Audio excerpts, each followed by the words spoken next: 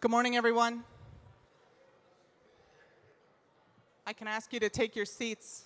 We can start our keynote.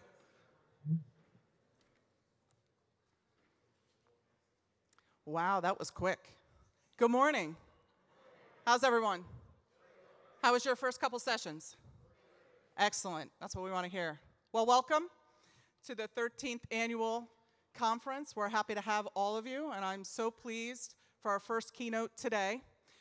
Before we start, there's a couple things that I need to read because you are being awarded credits. So let me get through the bureaucratic paperwork. On behalf of the Office of Emergency Medical Services, we welcome you to the 13th Annual New Jersey Statewide Conference on EMS. Please be advised that this session has been awarded physician credits. Master Chief James Baker does not have any relevant financial relationships, product endorsements, sponsorship, or commercial support related to this presentation. Master Chief Baker does not intend to discuss any non-FDA approved or investigational use of any product or device. He will disclose any conflicts of interest, learning goals, and objectives for the presentation. Thank you. Requirements for the successful completion of today's program include presence at the entire session from start to finish, not missing more than 10 minutes. Participation in all learning activities. Your ID must be scanned. If you have not been scanned, please do so back at the door. You must complete all session evaluation forms electronically. Nurses must sign in and out on the nurse attendance sheet. If you have any issues with this, please see Candace, who's over here. Nurses must complete a handwritten session evaluation form, and after completion, you will be provided a link to view and print your conference certificate. This is the same thing you will hear throughout the entire conference so that we can award you appropriate credit. Without further ado, I'd like to introduce Director Scott Phelps of the Office of Emergency Medical Services, who would like to say a few words.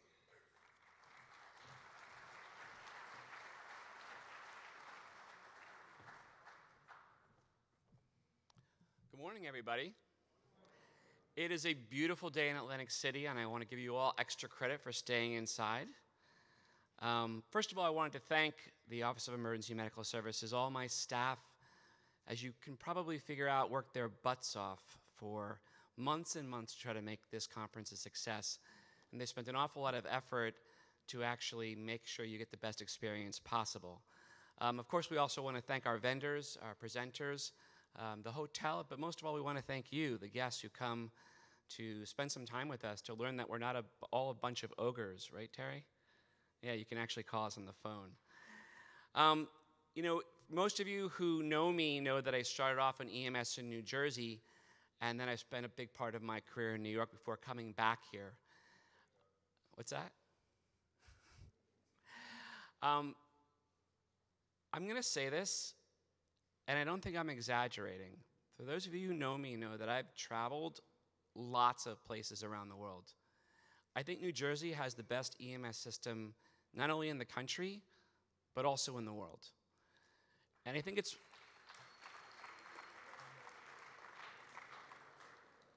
really important that we actually focus on that. We have a really high level of care, and we do a really good job. And I know you guys don't necessarily see that every day. If you're down in the weeds, you don't see how other places are 1,000 times more screwed up than New Jersey. I don't think New Jersey's perfect. I think New Jersey has a lot of issues we are going to need to fix. We have an EMS system that's designed for serious emergencies. It was designed 50 years ago to respond to life-threatening problems, and that's not what we're doing anymore. So the system designed for life-threatening emergencies is now responding to a lot of not very serious problems. And one of the earlier sessions, they talked about using Uber or Lyft, a taxi service, to transport emergency medical patients to the hospital because their acuity is so low that they simply don't require an ambulance. We have a problem with retention of EMS clinicians, both on the volunteer side and on the paid side. I know you've probably heard a million times there's a shortage of paramedics. There's no shortage of paramedics. There are 1,600 licensed or licensed eligible paramedics in the state of New Jersey. There are only 785 of them working full-time. The problem is money, paramedic pay, and EMT pay as well. So if we want a system where we have clinicians who can stay in their job, whether career or volunteer, if we think experience is important, we need to fix that. Finally, we have to move away from the fee-for-service mindset. Unless you are in a system where you're doing emergency and private calls and you can do 10 calls in an 8-hour shift, you cannot break even using fee-for-service. You can't do it. We have to come up with different revenue models. We have to be more successful in getting people to pay for their value.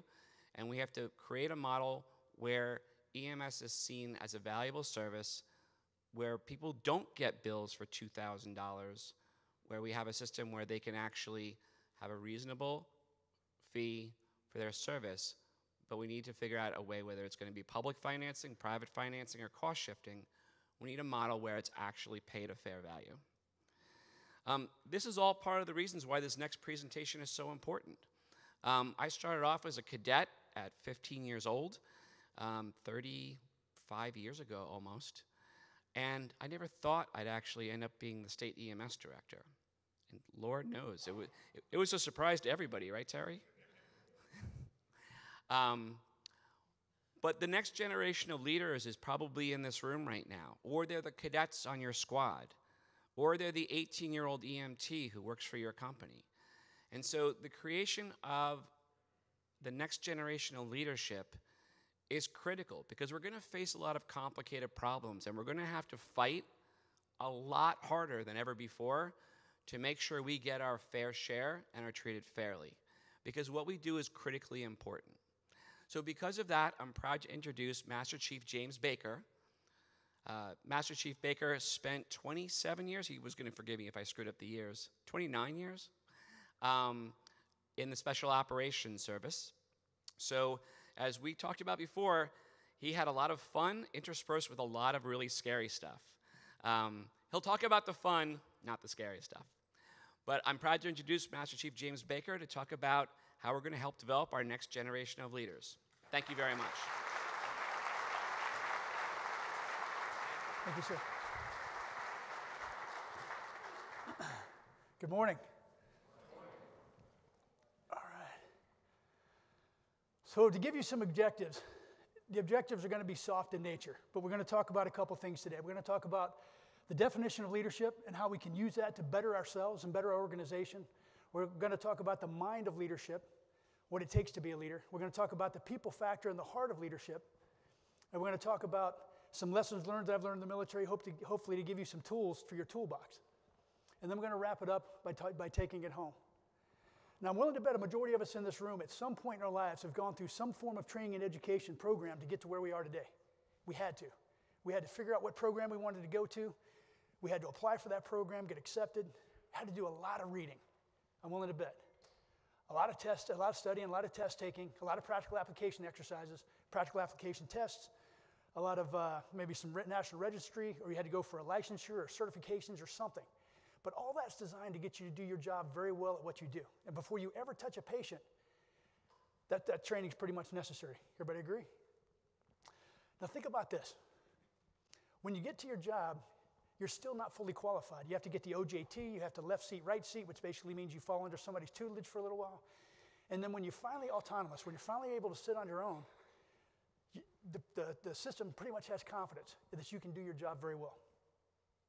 Now think about this a different situation that's a lot more absurd. Imagine if you were to just simply shown up and hung out with a bunch of paramedics, or hung out with a bunch of nurses, or hung out with a bunch of doctors for a couple of months. Then they just gave you the uniform, and then you started doing patient care. Crazy, isn't it? I mean, it goes against our oath about doing no harm. But yet, that's the way we approach leadership. Most of us rely on our technical expertise or our abilities that we've done in the past without ever learning anything about leadership. And then we get placed in that role and wonder why so many people fumble around in a leadership position. Whereas leaders, as people that are potentially going to be leaders, and as you just pointed out, that some of us never expect to be in a leadership position until one day you just keep rising through the ranks, it is vital for us to understand how leadership comes into play. Because every one of us in this room, regardless of whether we believe it or not, is a leader in some capacity in our life. Oh, sorry. One thing I forgot about this, I forgot the disclaimer. Let me step back real quick. Not affiliated with any financial things, just like Chair earlier. This is also not an official Navy brief. So even though I'm in uniform, it's not an official Navy brief. And no animals were injured in the making of this presentation. All right. So about 29 years ago, I came in the Navy. After about 3 years, I got placed in my first real leadership position. This is how I saw myself, right? I finally arrived. I'm a leader. That's right. Time for people to follow me. Unfortunately, I performed like this guy. Right? And it wasn't because I was malevolent. It wasn't because I was an evil person. I just didn't know what I didn't know. And I was promoted because I was a technical expert at my job. I could do all the medical stuff I needed to do, the tactical things. I was excelling greatly, but I'd never received leadership training. So now I'm trying to figure out in the dark how to become a leader. And that's a scary thing. Luckily, I had a mentor. And this mentor brought me under his wing, and he changed my life with 2 simple questions. The first question he asked me was, what's the last book you read? Okay, now, I'm not sure if y'all are familiar with the military, but I'm an enlisted man. And when we come into enlisted ranks, I came in the military because I wanted to go and fight wars. That was the whole reason I joined. I didn't go because I wanted to go to college. College I'd take care of later if I survived combat. But I wanted to fight. So reading wasn't high on my priority list. Unfortunately for me, however, that's where they usually hide information, is inside those books, right? And if you don't actually open them, you can't learn. Now, the second question he asked me, are you really that dumb to think that you can make all the mistakes yourself, or do you think you're smart enough to learn from the mistakes of others? Ouch. That hurt. And the books that he was asking me to read were leadership books, first and foremost, not a bunch of other self-development type books. But one of the books I came across a long time ago, it was written by a man named John Maxwell. It was called The 21 Irrefutable Laws of Leadership. It's a phenomenal book. But the way he defined leadership is he said that leadership is influence, nothing more and nothing less. Now think about that for a second. Leadership is influence. It's not based on your job position. It's not based on your dashing good looks, which is good for me because I have a face for radio. It's not based on your money. It's not based on, anything that you've really done. It's based on whether or not you can influence others. And the problem with most of us is most of us as human beings don't realize the influence that we have on other people because our world is so small. If you want to see how the basic principle of leadership or influence is applied, look at a toddler. Now, this picture, I had to include this picture because this cracks me up. This little guy apparently got caught with his hand in the cookie jar, and he's making his great escape. And he knows he's about to get away. But as he's running, and he's running from mom and dad, he's trying to run as fast as he can, and unbeknownst to him, his head, because it's a little bit bigger proportion than ours is, starts outrunning his body. Bam! And then he falls down. What's the first thing that kid's going to do? Before he cries, he's going to look up at his mom and dad for a reaction. All right? I tried this with my kids, and it absolutely cracks me up when they were younger. I do this experiment because I just want to see how it would pan out. Well, the thing is, as a kid, when they fall, it hits them as a surprise. They're not really ready for that fall. So they look up to mom and dad, and they're looking for something. They're looking for an assessment of the situation. They're looking for some reassurance that they're okay, and they're looking for some validation. Well, as soon as they look up at mom and dad goes, oh my gosh. What's the natural reaction for the kid? Roger that. Panic button, Niagara Falls, I'm going haywire because I have no idea what's going on. But imagine if you have a different reaction. I tried this with my daughter once. She fell off her bike. And she looks up at me, and I just, hey, good job. That was awesome. Great job. And she looked at me like, and then she got right back on her bike, and she started playing. I was like, wow, that's amazing. It's absolutely amazing because I just influenced her with intention. Now, we're social creatures as human beings. Every one of us in this room is a social creature. And I want you to try a social experiment for me real quick. It's just going to take a couple seconds. But don't do anything yet until I tell you the premise. What I'd like for you to do is just stand up. I want you to look to your left and look to your right, and I want you to shake hands with the person next to you and then sit right back down. Everybody ready? Let's go ahead and do it, please.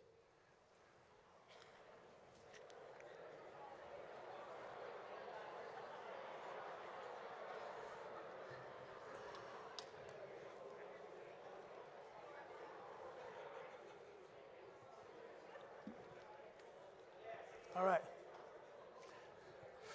All right, so what just happened? What's that? we did influence you to do something, but I want you to look more deeper than that, because a lot of times in the medical field, when we do an experiment like this, everybody goes right for the germs. I got some germs. Now you all have cooties, just so you know you got to get your shot. But the reality of it is, just like you were saying, we influenced each other, because how many of you actually shook hands with someone and did not smile? Was there anybody in here that didn't smile?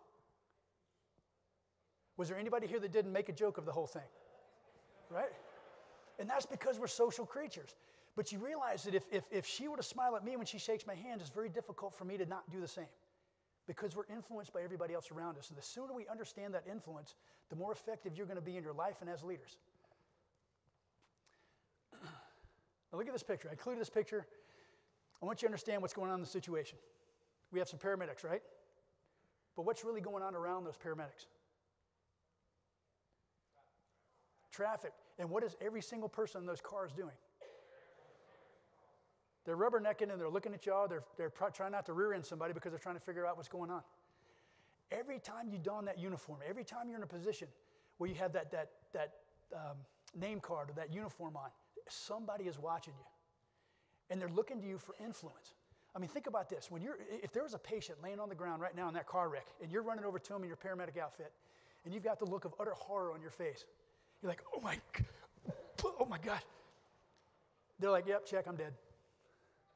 Because they're looking for that reaction. But if you walk over there, if there's something that you've done for your entire life, and you walk over, oh yes, a traumatic quadruple amputation. Let's put some tourniquets on. Let's get this guy to the hospital. We're going to go.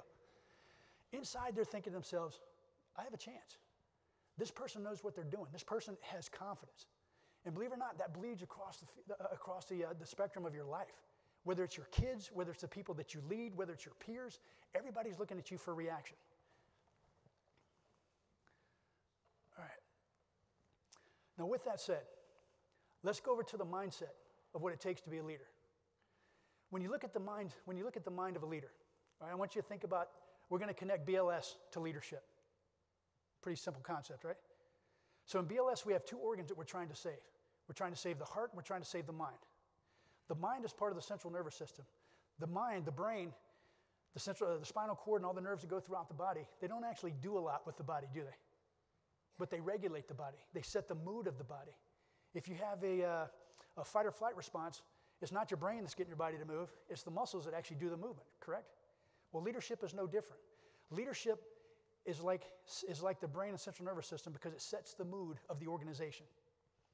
And setting the mood is one of the most important things you could ever do with an organization. Because it doesn't matter how technically expert you are, how good you are at your job, if you cannot set the environment where people are going to want to work around you, that organization will eventually fail. When you set that mood, you always have to remember what's the end result you're trying to achieve. I worked for a guy a long time ago. His name was General Mattis. You probably know him as Secretary of Defense Mattis.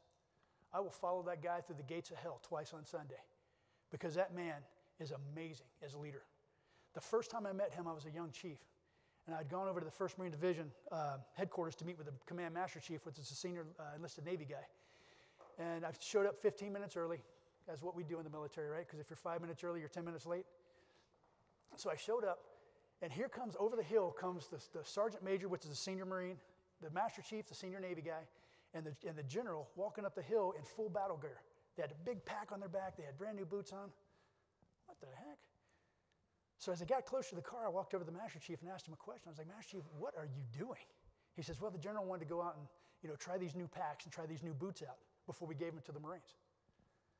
Okay, that made no sense to me at the time because I'm thinking to myself, this guy's a general. He's old. He could go out there and break a hip, right? But he has an entire staff that can go out there and try this gear out. He could, at the snap of a finger, go get an entire battalion and have them check out that gear. So I asked him, I was like, sir, why are you, just out of curiosity, why are you doing this? Why don't you have one of your battalions do it? He said, because I'm not going to give my Marines boots and packs unless I know personally that they work. Wow.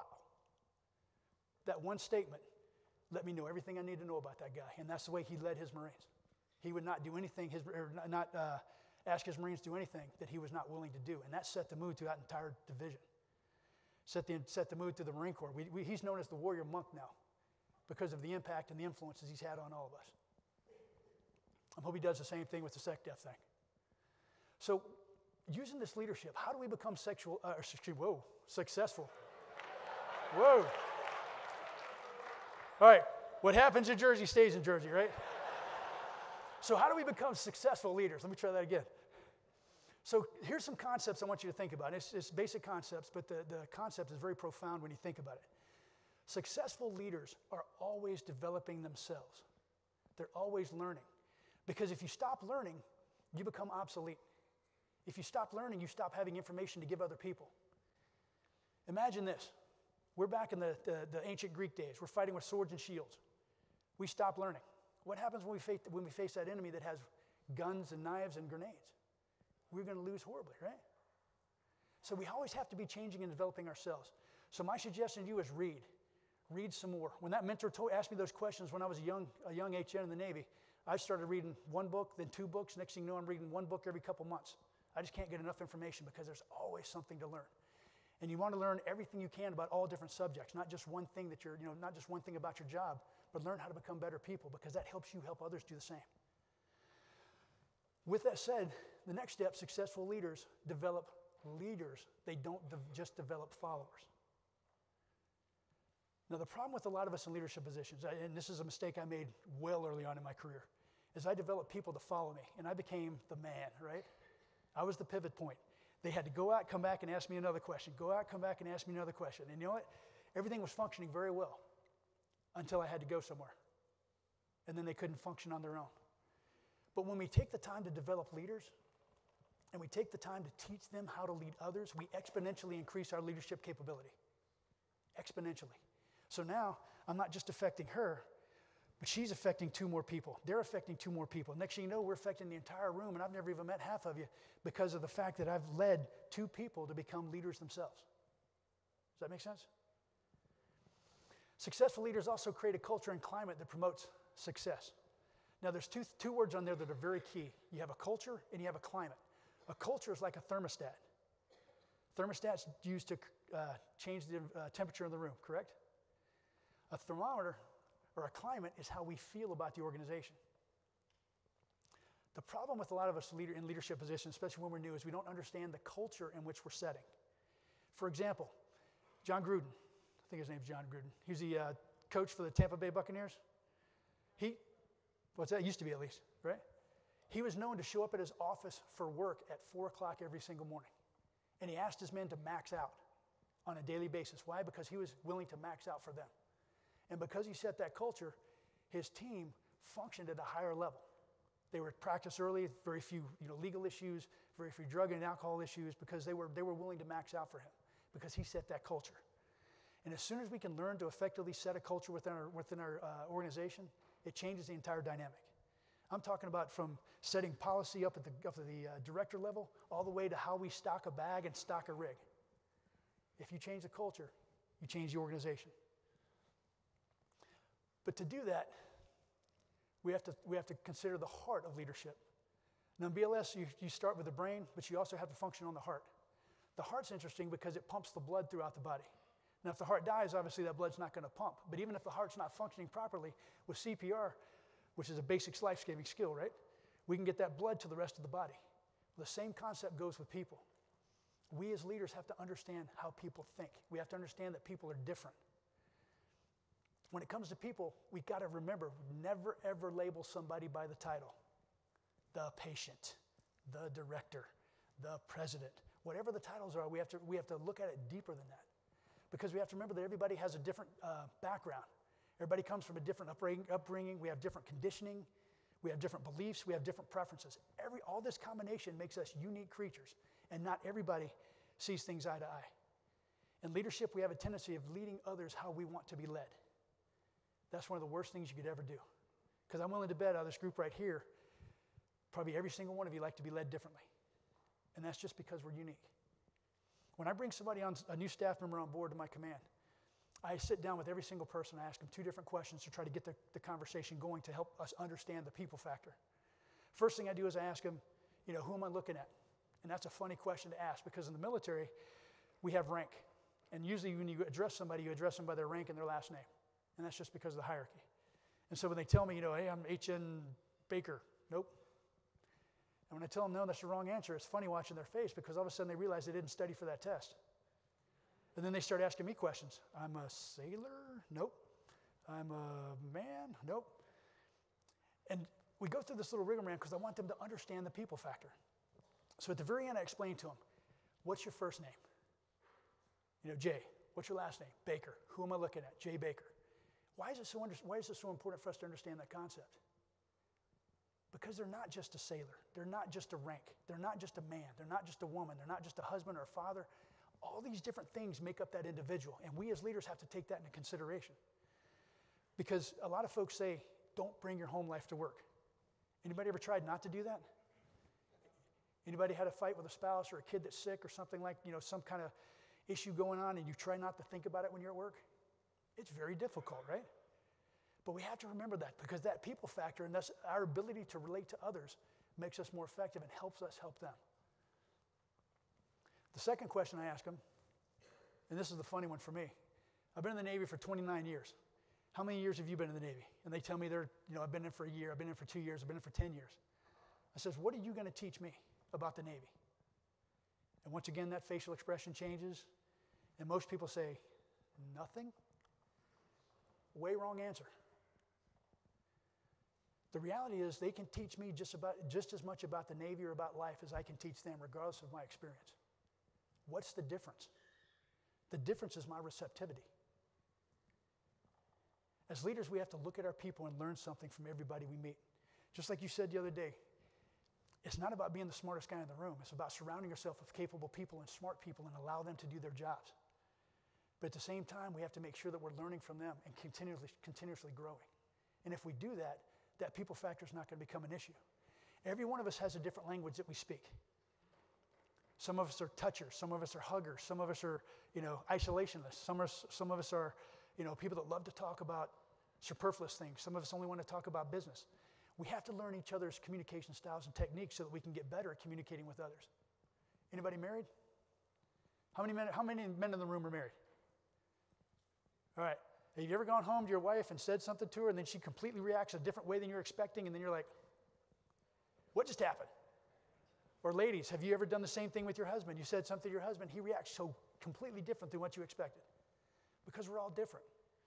Now in the military, when we go to foreign countries, we get a series of country briefs.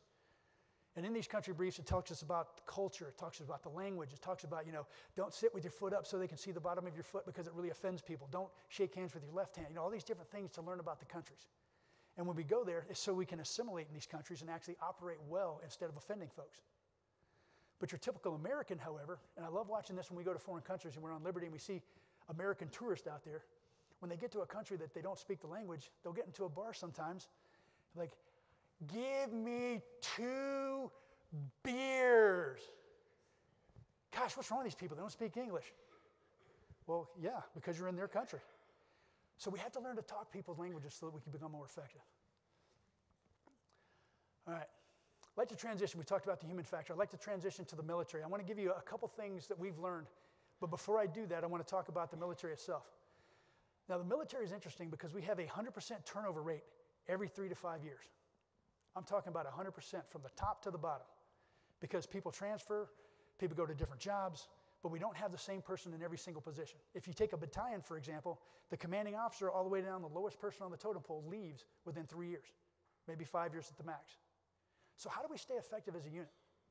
Now, some of the challenges we face, we have, just like y'all, we have new accessions. We have the people that are going through paramedic school. We have people coming in the Navy or the military through boot camp. We have people separating all the time. We have retirement. We have all these different things making people go in and out.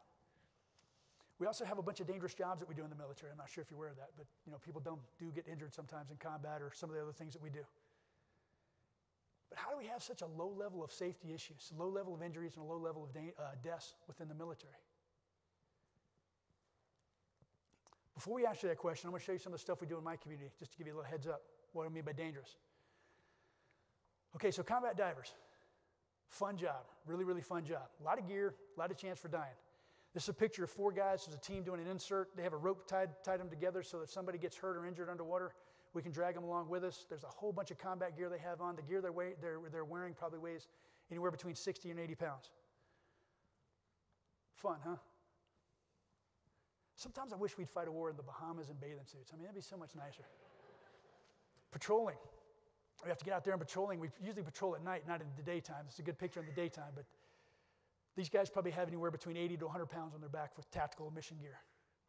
Parachuting. We jump out of planes anywhere between 800 feet and 30,000 feet. A lot of fun. Now, these guys are what we call slick. They don't actually have combat gear on, but usually you'll have a big combat pack between your legs and a rifle slung down your side so you can have your mission essential gear. Parachuting ops, it's like a patrol in the sky. You basically follow each other around to get to your point of ejection. Mountaineering, on the far left we have rappelling, in the middle climbing, on the top we have some patrolling in the mountains, and then the bottom we have a medic or a corpsman putting on a sked stretcher on one of the patients for high angle rescue. A lot of fun in the mountains. Spy rigging, yeah. So that's called special patrol insertion and extraction. Basically what it is the helicopter, if they can't land, they'll throw a rope down to you. You'll connect into the rope, then they'll take you and they'll drop you off in like another place, like in the jungle or a river or something like that, or they'll pick you up and extract you. Funny story about, well, not so funny, but when I first came in the community and I was getting ready to do this, the day before I was getting ready to do the spy rigging thing, the helicopter picked somebody up, and as they flew them away, they picked up a dumpster with the person's body and carried the dumpster about 100 meters, ended up killing a couple of Marines at the bottom of the stack. Very dangerous, but still a lot of fun. Fast roping. Fast roping is like going down a pole in a fireman's, like a fire station. You just grab the rope and you slide down with all your gear, get on the ship, and then you do your mission. Combat goes without saying. But something to think about combat, and I want to make you all very proud of us, of the military as far as combat. We take a lot of casualties, and we've had a lot of people get killed in the last several years. I mean, there's a war going on. But the amount of people that do not die on the battlefield because of people like Dr. Couture and the corpsmen and the medics that are out there in the field is absolutely amazing. They have dropped the casualty rate to lower levels than it's ever been in the history of warfare. It is absolutely incredible what these guys are doing over there. So thank you, sir.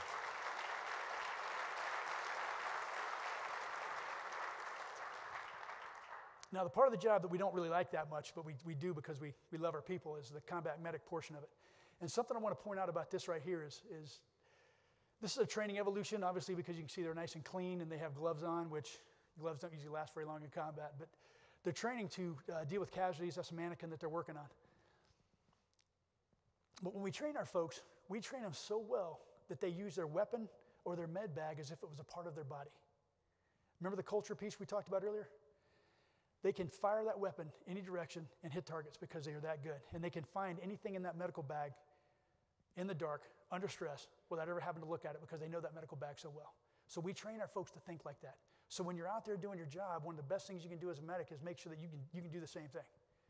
It's amazing what you can do when you can find gear. You don't want to be that guy in the back of the ambulance. Where's the chest tube? I don't know. You know what I mean? Because people's lives are at stake.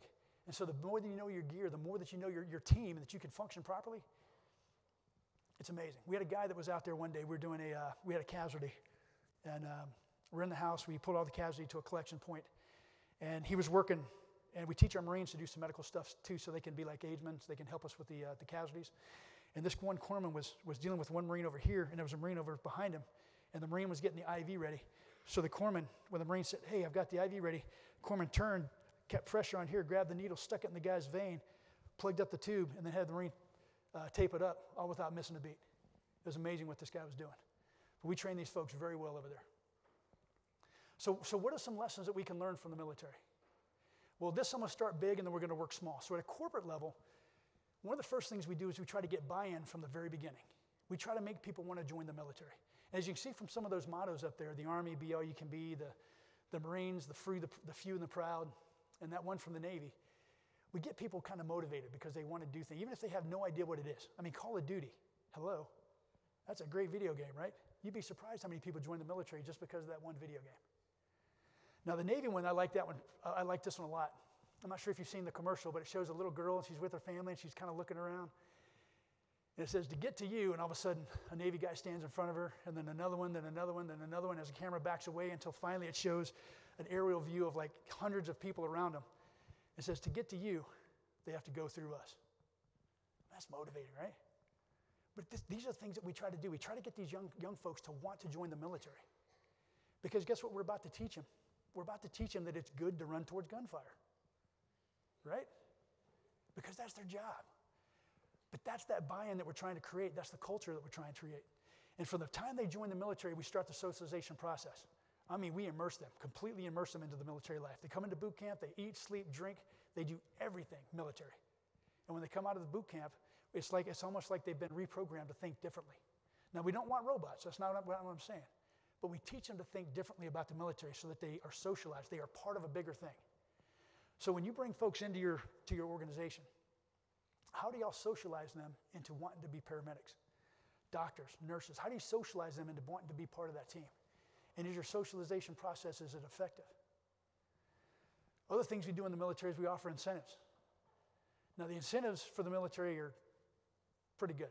I mean, we get free health care, we get school money for college tuition assistance, GI Bill, we get all kind of special pays, we get a potential retirement, we get to travel the world, we get to do all kind of exciting things.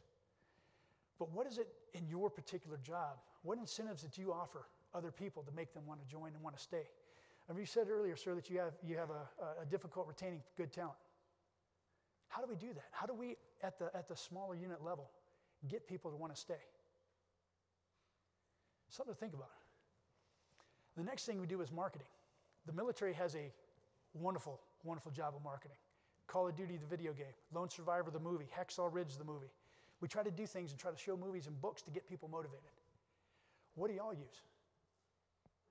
How do y'all market yourselves? Every time you wear a uniform, every time you step out of that ambulance, every time you walk into the hospital and people see you walking around, everything you do is marketing, whether you believe it or not. When they see that emblem on your shirt with that, that blue cross, that blue shield, that blue, whatever your emblem is that you carry, whenever they see that, that is a marketing endeavor. And guess what? If they see you joking and coking and acting a fool, bad marketing. If they see you being professional, see you working as a team, as you're doing something, saving people's lives, phenomenal marketing. Always be aware of that influence. Now, from the Navy perspective, getting back down to the smaller unit level, we already talked about the culture and climate. But some things I want you to think about when it comes to that climate and that culture. Always encourage development in your people. If I'm a paramedic, what's my next step? If I have BLS, what's my next step? If I have ACLS, what's my next step? Always try to get people to develop to become better. If I'm really good at BLS, try to make them become excellent at BLS, regardless of what it is. I'm not sure, all the things you do within your job, but try to find ways to get them to develop and become better. When it comes to accountability, in the military we're good about accountability because we encourage the power of the pack. For example, if one person messes up, everybody does push-ups. Why do we do that? Because when somebody starts to mess up, and they know that there's a price to pay for the team, because in combat, there's a huge price to pay for a team when one person messes up. I'm going to make sure that guy's not going to be messing up. So I'm going to be watching him. And I'm going to have, it's like we create a pack mentality when it comes to accountability and responsibility. Hey, you're about to mess up. I need you to fix yourself. No worries, thank you. I mean, something that simple can change the way the public views us, or can change the way we save or lose a life. And the ultimate goal we're trying to achieve, as far as leadership is concerned, is we're trying to make sure that people can be autonomous. I kind of hinted to it earlier when I talked about people coming back to me and me becoming that pivot point. The best way to become a leader is make sure that people are autonomous. They need to be able to stand on their own without having to come to you. Make sense? Because you don't want to babysit, but you want to lead people to become the best they can possibly be. Now, how do we do that? Now, in the Navy, we have two different things that we say, or two different concepts. We call it walking the deck plate and training your relief. Now, walking the deck plate is getting out of the ivory tower and getting down with the people on the deck plate or on the field of battle, looking and seeing how they do things, acknowledging their presence, validating their experiences, learning from them the new trades of the game. Terry told me something last night that I thought was absolutely amazing. I mean, the woman's got a PhD, and yet she still likes to be a medic. That's outstanding because she wants to have credibility for when she's out there working with y'all. That's very respectful. But you'd be surprised at how that affects people when you're actually walking the deck plate and when you actually acknowledge them. Second thing I want you to think about is training your relief. In the military, we use this because no matter what you are, no matter how long you've been in, no matter how good you are at your job, eventually you're going to take off that uniform and you're going to have to go to something else. talking to Wayne here a couple minutes ago. He was telling about his experiences, and it's pretty amazing because he's still in the fight, never giving up, and that's motivating. But eventually, he's going to have to retire for good. Who's going to take his spot? And the better we train our reliefs, the more effective we are at training our reliefs, it can be a seamless transition. When I leave the military, for example, or when you leave your job, somebody can come in and take over that position. But it's not going to happen unless we're training our relief.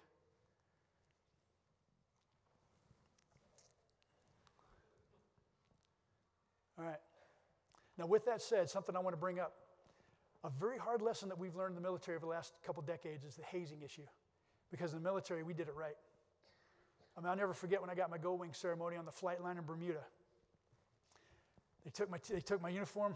All I had was my T-shirt. They take the wings, which has 2 little needles. They'd stick it in your chest, move it all around, clip the skin, take the frogs, put them on the back, and then you have to flex your chest until the frogs fell off.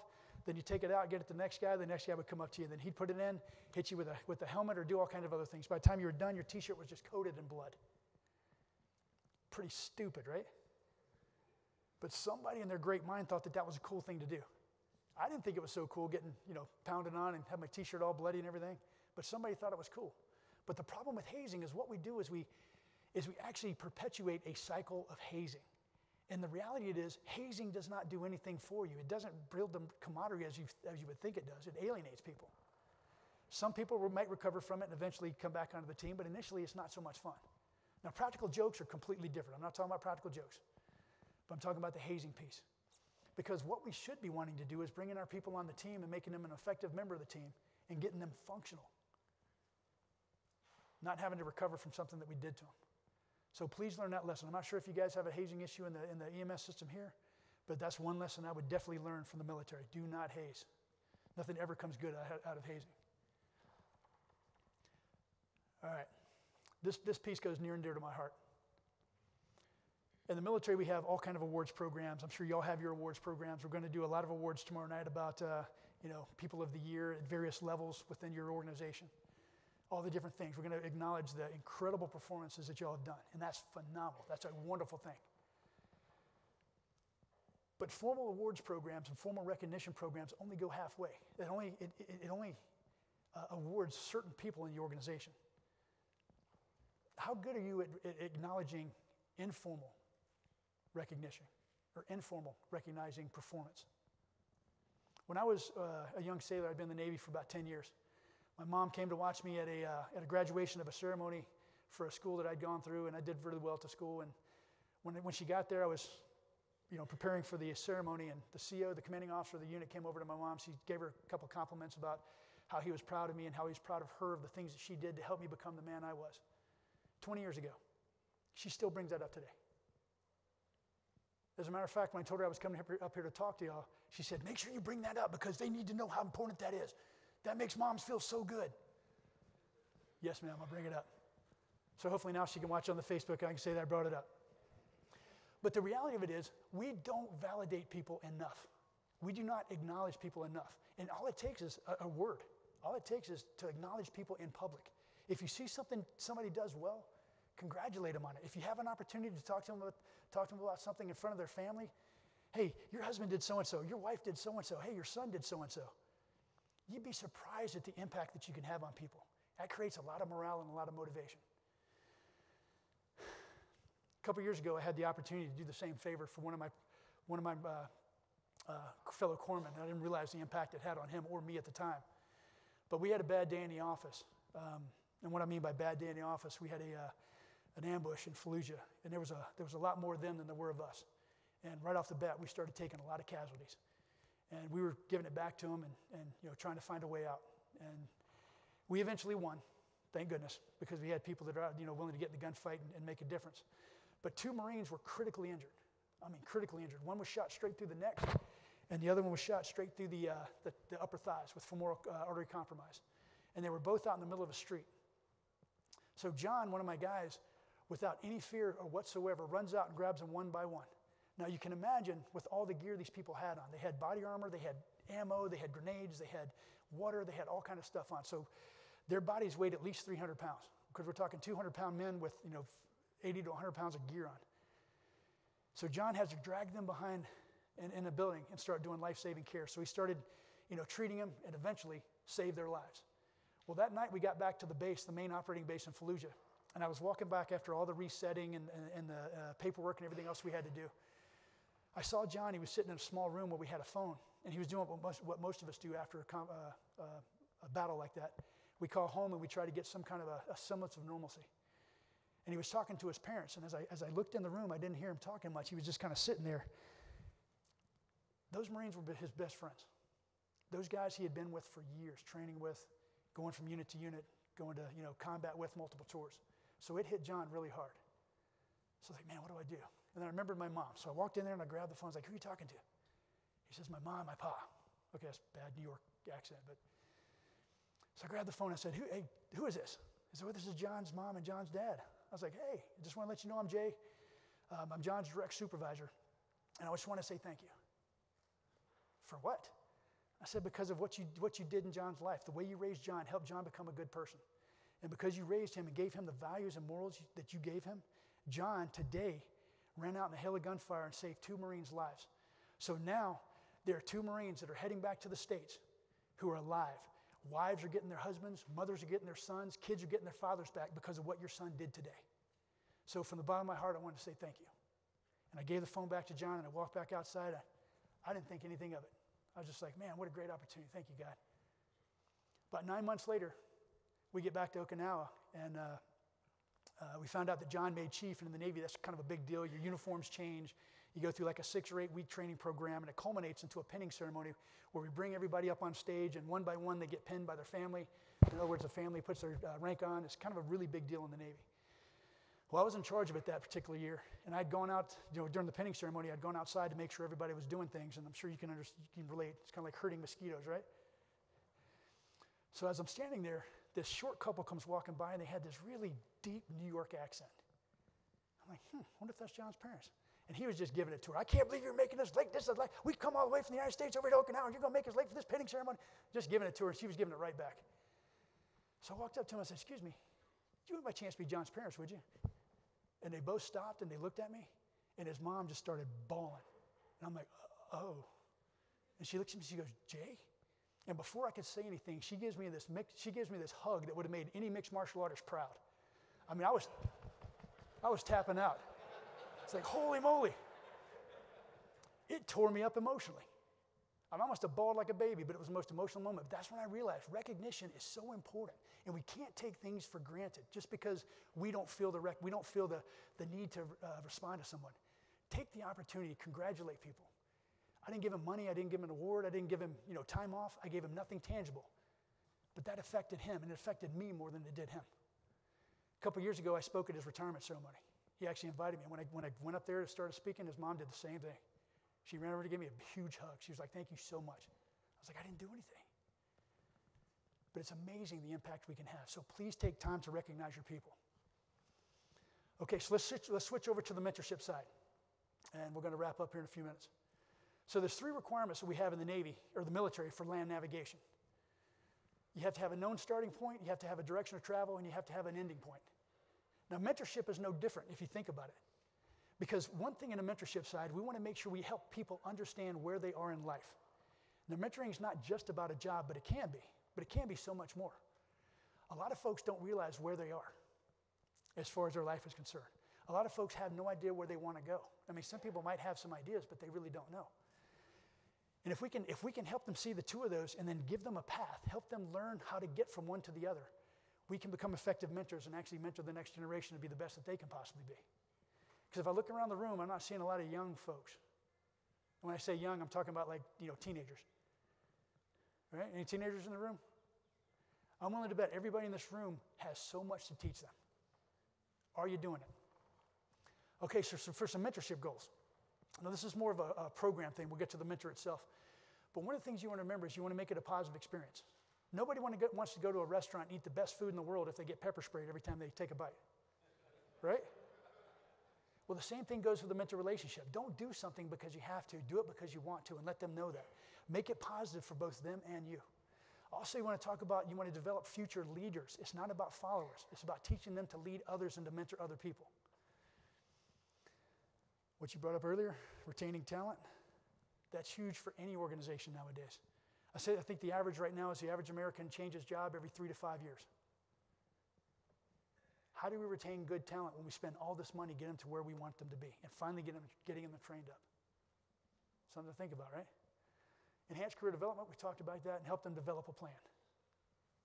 And that's that direction of travel that we're talking about. So what do we want to teach them when we're mentoring? One of the most important things you can teach a person is how to think, not what to think. Unfortunately, schools are designed to teach people what to think.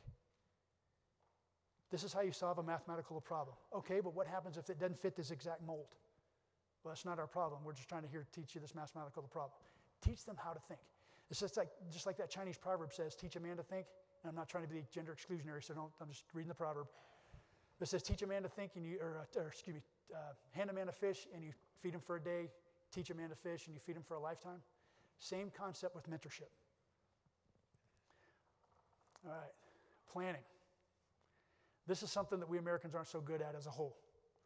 And where I work, we have a joke. We say, do you plan by using a calendar or do you plan by using a calendar? Well, most of us in life plan by using a calendar. And for those of you that don't cook, a calendar is a plastic or a metal bowl with holes in it that you basically put noodles in to drain the water out of after you've cooked it, right? That's how most people plan their lives. The only thing they have in that bowl is the big things that are driving them nuts, the big things that they can't get rid of. The rest of their life just kind of leaks out the bottom because they don't take time to proactively plan. But if you can teach somebody how to use a calendar effectively and break down their tasks and spread it out over a period of time, all of a sudden them trying to eat that elephant, you've heard that adage, eat an elephant one bite at a time? That elephant doesn't seem so imposing when you spread it out over time. Make sense? All right, so mentorship relationships. These are different ways we can relate to others. The first one is one-on-one. That's more like a senior person or an older person mentoring a junior person or a younger person. That's a little bit more formal, and it's usually created by a mentorship agreement where you sit down and come up with objectives, figure out the plan of action, how we're going to address things, how we're going to meet, etc. Then you have peer-to-peer. Peer-to-peer is nothing more than us getting together and talk about best practices. Us getting to talk about what did you get to the position you're in, how did you get to the position I'm in, and compare those notes. And these things can be arranged through what we call affinity groups. Affinity group could be like the EMS program that you have right now, this conference here, or it could be the EMS system itself, or it could be your station, et cetera. But it's a way to connect the mentors with the proteges.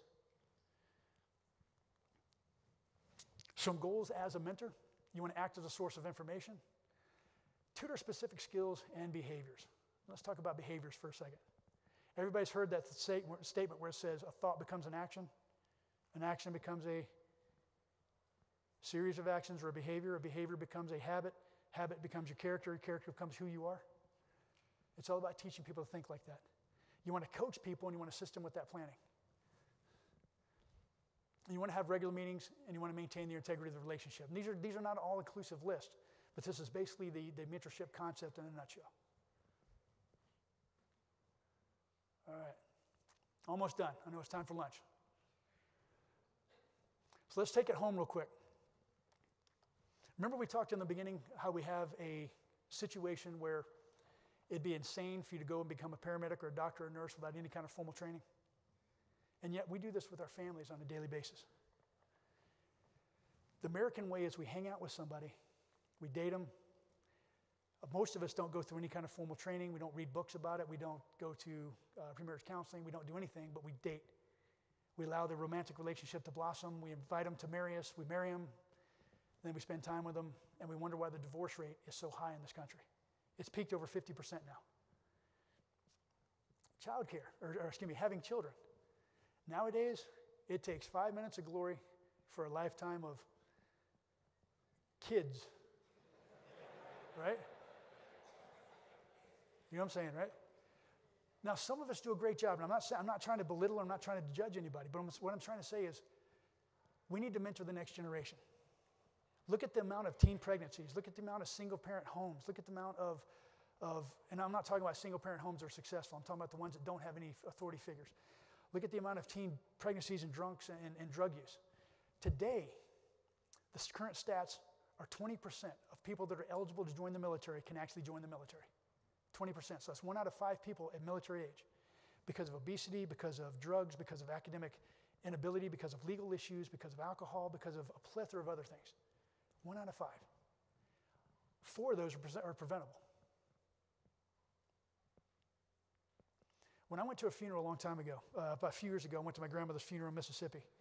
And it was amazing because down south, we celebrate everything with food. That's probably why most of us down south are kind of big. This jacket's getting a little tight, don't judge me. But we do everything with food. So after the funeral was done, we got together, and a lot of the guys that I had known my entire life, who are my father's age and my grandfather's age, they just want to sit down and talk about combat because there have been several combat tours since I came back over, and they wanted to talk about my experiences over there. And it was phenomenal listening to their stories about Vietnam, listening to their stories about Korea and World War II. And when it was all over, though, one of them came up and asked me, he says, Jay, is there anything we can do for you? Nope, can't think of anything. But that question has haunted me since he asked it, and since I answered the question wrong. And the reason why I say that is because I had spent my entire life in a small town in Mississippi knowing these guys, and not once did they talk about their experiences. One thing I want to press on to y'all, it is so important that we mentor the next generation of people, not just paramedics, not just nurses and doctors. Share your experiences. The wealth of knowledge in this room right here is absolutely overwhelming, both in life and job. Take time to talk to people younger than you. Teach them what you've learned. Help them grow. Because when you do that, you will shape this country. If we don't, this right here is going to be our country's downfall. Because people are stopped, they're not understanding what it is to communicate with people, to have face-to-face interaction. You can order somebody on a phone faster than you can order a pizza on all these crazy apps. Think about that. We need to teach the next generation. All right. Over the past 3 days, we've been talking about a bunch of different things, right?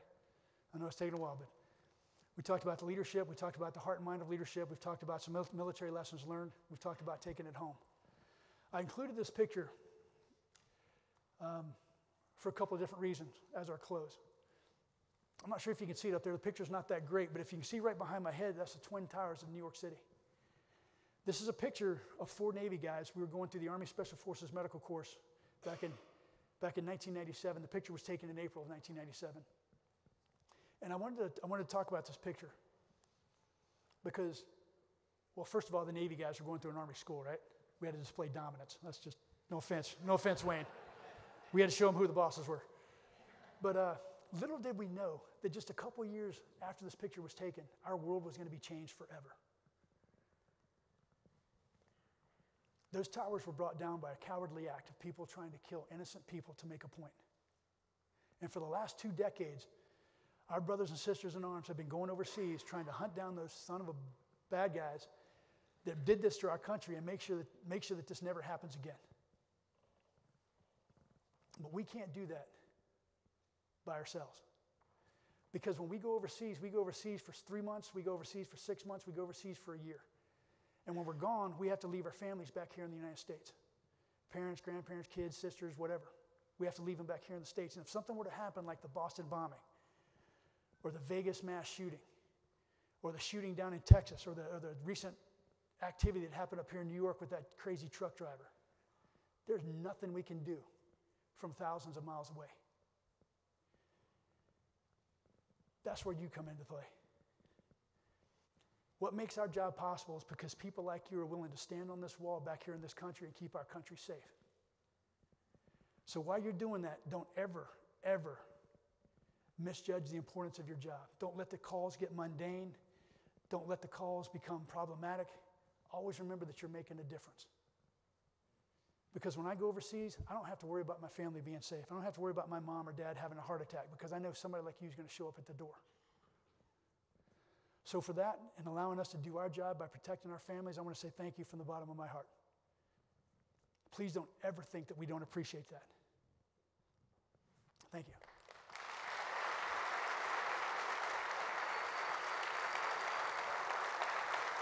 Any questions?